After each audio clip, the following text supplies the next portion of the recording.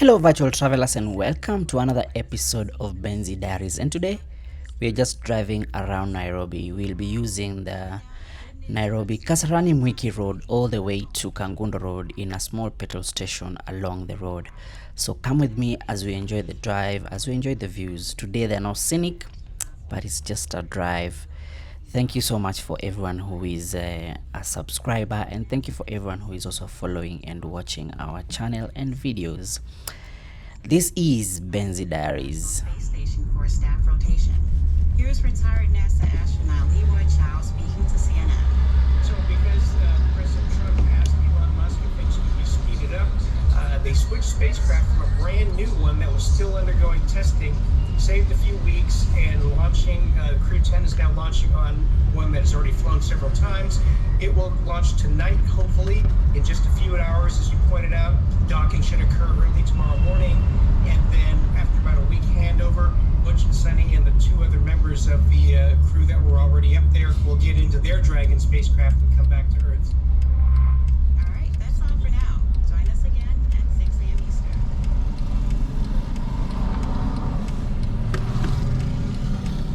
I'm CNN tech reporter Claire Duffy.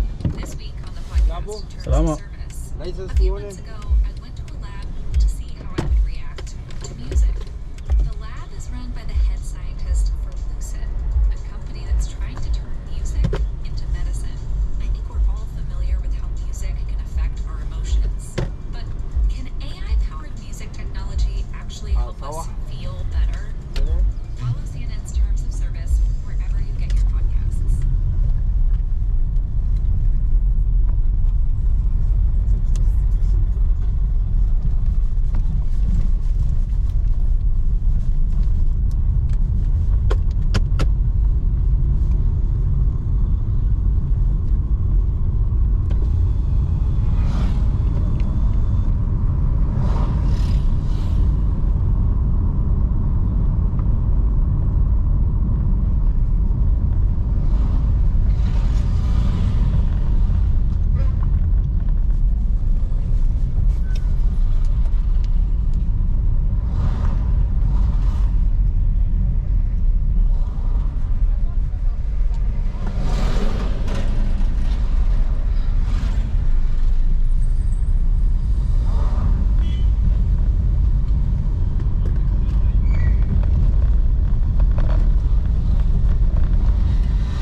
This is the Global News Podcast from the BBC World Service.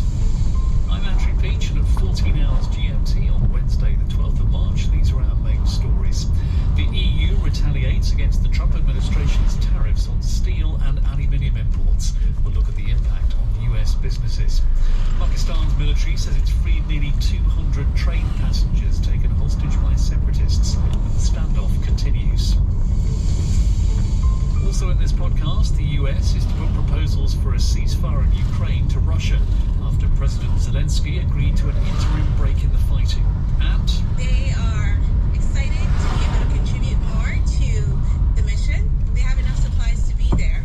And I believe that anyone who wants to be an astronaut is always thrilled at the possibility to stay longer. for two astronauts being stranded for months on the International Space Station is almost over as NASA prepares to launch a mission to bring them back. Tariffs have come into effect today on steel and aluminium imported into the US. President Donald Trump is hoping the 25% levies will boost US production, but critics say they will increase prices and slow economic growth.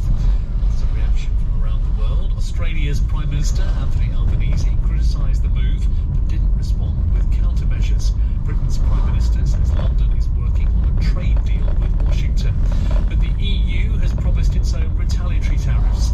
Here's the European Commission President Ursula von der Leyen. The countermeasures we take today are strong but proportionate. As the United States are applying tariffs worth $28 billion, we are responding with countermeasures worth 26 billion euros. This matches the economic scope of the tariffs of the United States. Mr. Trump says the trade imbalance across the Atlantic is proof that the US is being ripped off. But that's That's nonsense, according to Pascal Lamy, the EU's former trade commissioner and ex-director general of the World Trade Organization. Trump's numbers are dead wrong. What he brandishes as a trade deficit between the US and EU, which is his number, which is 300 billion, is wrong. The real trade deficit between the EU and US is 50 billion. That's 6 times less, because Mr. Trump probably does not see services as a trade. Most economists agree the tariffs are a bad idea, but Mr. Trump says tariff is the most beautiful word in the English language. So what exactly is his plan? Our business editor Simon Jack told me more. His stated goal is basically to reduce the trade deficit. He's saying that Americans are fed up of buying more from the rest of the world, and the rest of the world buys from the US. And in, for example, in the EU, that example you just hit there, he says they don't take our cars, whereas the EU export Volkswagens, Mercedes and BMWs there. So that's the overall picture, to try and reduce that imbalance. However, the US is not an isolated economy, and we have comparative trade. Some people are better at producing some things and some people are better than others. And so most economists fear that this has two effects. It can push up prices for US consumers, and it can reduce growth, or a bit of both.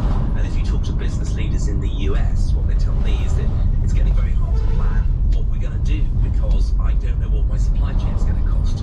Even Donald Trump has conceded that there will be what he called disturbances, and you've seen some of that in business sentiment and also in the financial markets, which have seen a 10% pullback, which is a very significant move in US markets since the hike we saw earlier this year. So markets are kind of freaked out. I think what they're also nervous about is the fact that there used to be something well known in financial circles as the Trump put, which is, if you like, a bit of an insurance policy. And it was the idea that if markets freak out a bit, then that would modify behaviour and Donald Trump would back off a bit. But that doesn't seem to have happened. This kind of 1 foot in, 1 foot out, this hokey-cokey on tariffs, this sapping business confidence, and with people not knowing how they can plan on an hour-to-hour basis, given how volatile this is. And Trump's response to market turmoil is interesting, because in his first term, he used to really care about the performance of the market. He took that as a sort of one barometer that he recognised as a benchmark of success. Now he doesn't seem so bothered about it. That's exactly right, because we've been down this road before, Andrew. We've had, for example, steel tariffs, and then we had the EU and the UK putting tariffs on things like bourbon, whiskey, Harley-Davidson motorcycles. What's very interesting about the EU response, so the EU's retaliated, the UK and Australia have not, but the EU, interestingly, have given them a 1st of April deadline for when these reciprocal tariffs come in, giving him enough time to change his mind, which, as we've seen, he is wont to do from time to time. Our business editor Simon Jack. Let's have a look now at those real-world consequences of tariffs in the US. Our North America business correspondent Michelle Fleury has been looking at businesses in New York and New Jersey. Right now we are pulling a sample off the bright tank because it's bright beer in it, ready to be packaged. Jason Goldstein runs Icarus Brewing in New Jersey, making craft beer for the past 8 years. He says he'll feel the effects of the tariffs because he depends on aluminium and steel to make, package and sell beer. A few cents a can, it might seem like nothing, but it's a lot. Our market works at very thin margins, so seeing any of our costs go up, especially so suddenly, impacts us. He fears it will go beyond metal tariffs, causing even more damage to his business. Right now it's cans, it's kegs, but at the same time, you hear about what will the tariffs on the EU be? Will grain be affected? We're bringing in barley from Canada, we're in barley from UK, we're in hops from around the world. And if, our trade partners suddenly start increasing prices because of these tariffs, it's going to hit us in every angle. The metal tariffs cut deep into the heart of America's manufacturing base. At Linda Tool, they make parts for the aerospace industry. They use mostly domestic milled steel. This is 15-pound stainless steel. Like Mr. Trump, company president Rick DiMarino wants to see more goods made in America, but he's not sure if tariffs are the best way to achieve this. A lot of the manufacturing that we're involved with, you can't turn it on like a light switch. It's not, okay, move everything here and do it here. There's very few products can happen like that. So what happens in the meantime? Business is very challenging. The new tariffs come as the US clashed with Canada over new 50% tariffs on Canadian metals, triggered by a surcharge Ontario placed on electricity exports to the United States. After several hours, both sides backed down. Ontario Premier Doug Ford said he reversed his decision after speaking to US Commerce Secretary Howard Lutnick. Rather than going back and forth and having threats to each other, we have both agreed that cooler heads prevail. We need to sit down and move this forward. Still, Mr. Trump's new confrontation with Canada sent jittery markets tumbling again. The new tariffs come just as investors shown that their enthusiasm for Donald Trump's favourite foreign policy tool is very limited. Michelle Fleury reporting. Greenland is not for sale. That's the message of the winner of the election there, which took place in the shadow of President Trump's threats to take over the territory.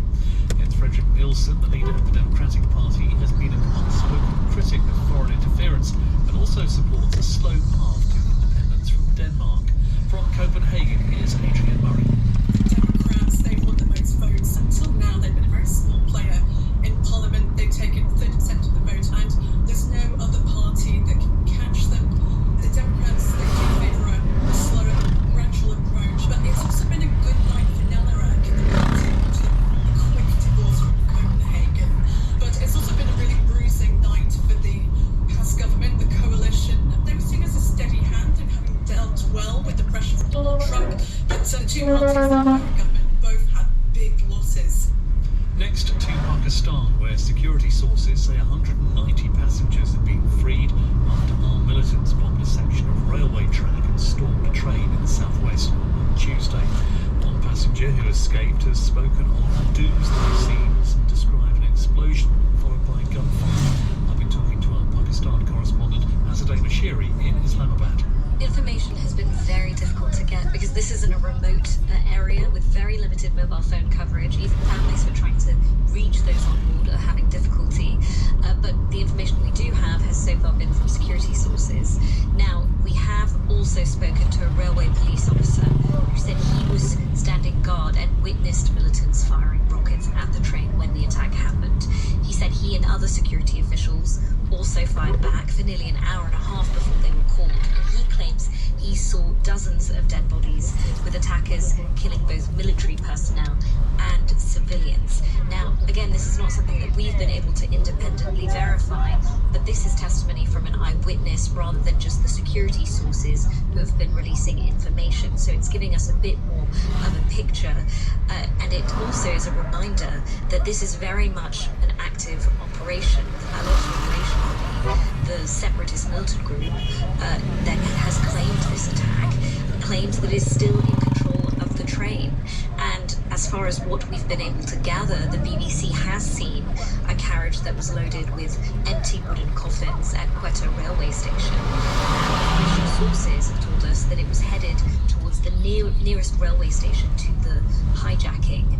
And so as all of this is happening, the information is still being tightly controlled, but we are getting a sense of the situation, and clearly it's still very much an ongoing one with a lot at stake. Very serious, and all the info we've got about numbers of passengers and how many were on board in the first place, how many have now left the train, that's all from the military in Pakistan, because journalists just have no other way of finding out. Well, it's not from official statements. It's from security sources who have been releasing some of this information unofficially to local journalists. You're right to point out how complicated it is to get independently verified information when it comes to this story. But a lot of this, with the context that's really important to keep in mind, is that this is a militant group that has been calling for an independent Balochistan and has been behind many deadly incidents in this province in the last few years.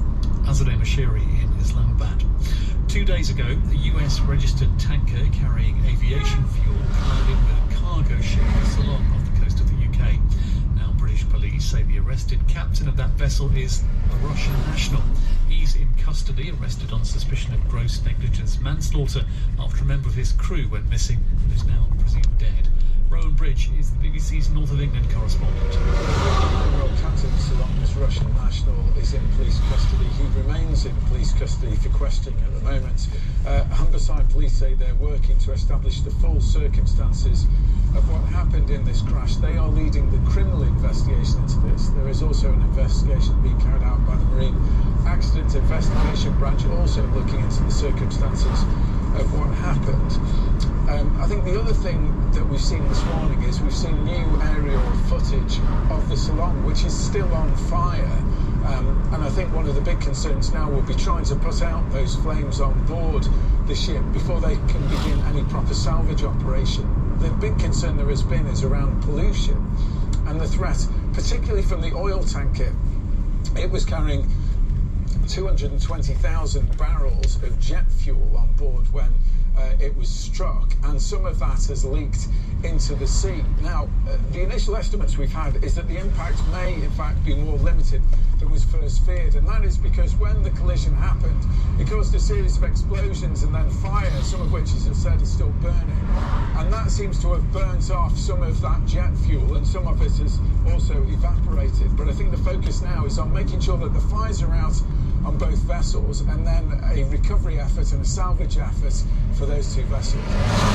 Rowan Bridge reporting. Still to come, we'll hear from part of the Amazon rainforest earmarked for a new 4-lane highway. Someone will come here and say, we're going to need this area to build a gas station, to build a warehouse that will be used for trucks, and then we will have to leave here.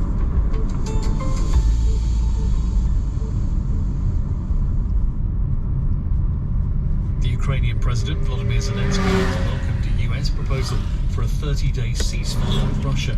The plan includes a truce in the air, at sea and along the entire front line. In response, the United States has also agreed to resume military aid and intelligence sharing with Ukraine.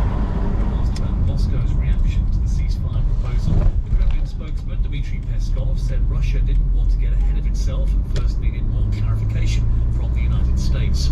The US Secretary of State Marco Rubio said a minerals deal between the US and Ukraine would give Washington a vested economic and protectional interest, but stopped short of calling it a security guarantee.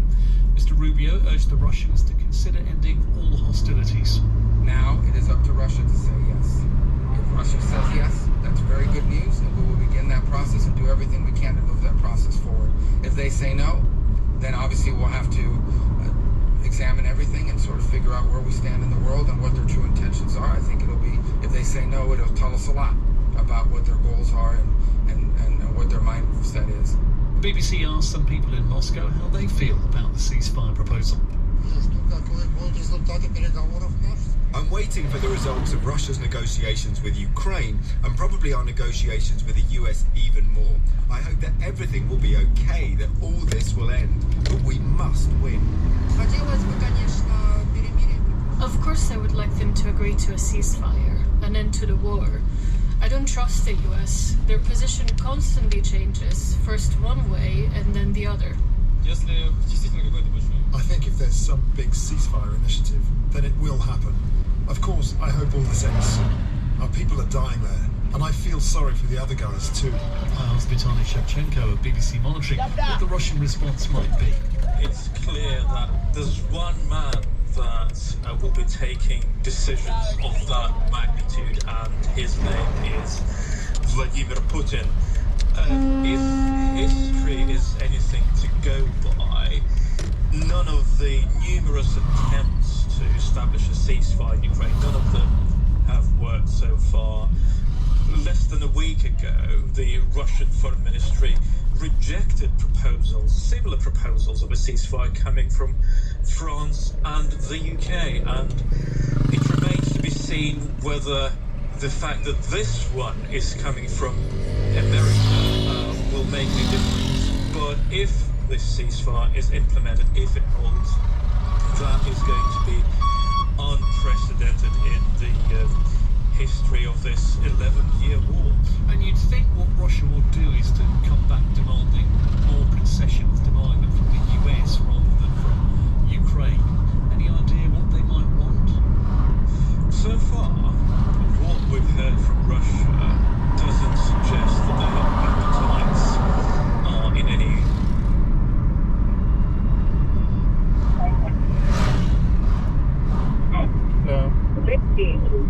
hapa kwa kona nakuja. Nimefika.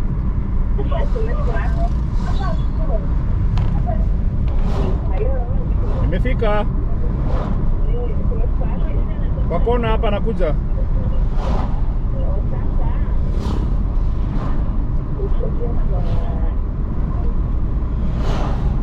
When it comes to Ukraine, they're still saying that they intend to capture more territory.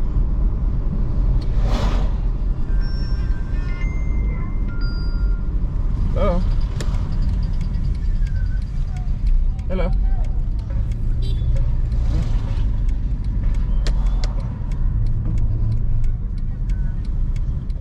That brings us to the end of our episode today. Thank you for everyone who has watched the whole episode and for your patronage. We keep asking you to keep sharing the channel and let's grow the Benzi Diary community. And on the next episode, we'll be driving from this same petrol station all the way to the JKIA airport.